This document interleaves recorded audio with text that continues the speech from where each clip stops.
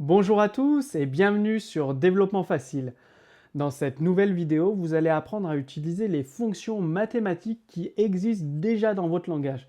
C'est-à-dire vous n'avez pas besoin des fois de recoder tout un algorithme mathématique pour effectuer une fonction mathématique. Il existe la classe math qui va justement vous aider à utiliser des algorithmes de calcul. Rappelez-vous le cours sur les classes natives où je vous ai encouragé à consulter la documentation de votre langage.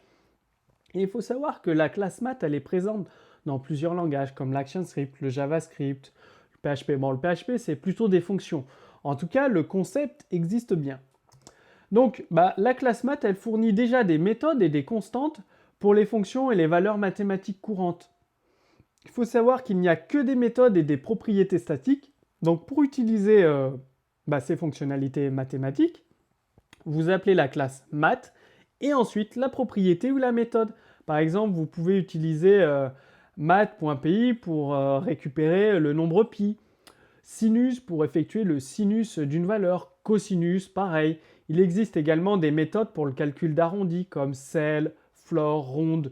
Vous savez, vous utilisez sûrement, enfin, comme moi, vous avez souvent l'occasion d'effectuer des arrondis de calcul, ne serait-ce que pour donner le prix arrondi à 1 centime. Eh bien, vous avez ces méthodes mathématiques toutes prêtes que vous pouvez utiliser. La méthode random pour afficher un nombre aléatoire compris entre 0 et 1. Donc ce sont des méthodes très pratiques. En plus, la classe mathématique de JavaScript va vous permettre de calculer des logarithmes, des exponentielles.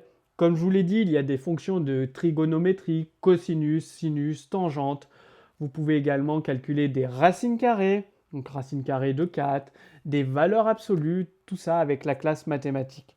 Je vous montre rapidement un exemple très simple en JavaScript. Donc là, on fait un document .white, c'est-à-dire qu'on écrit dans un document HTML. On affiche le nombre pi, le sinus de 32, le cosinus, la racine carrée, la valeur absolue de moins 32, donc c'est 32.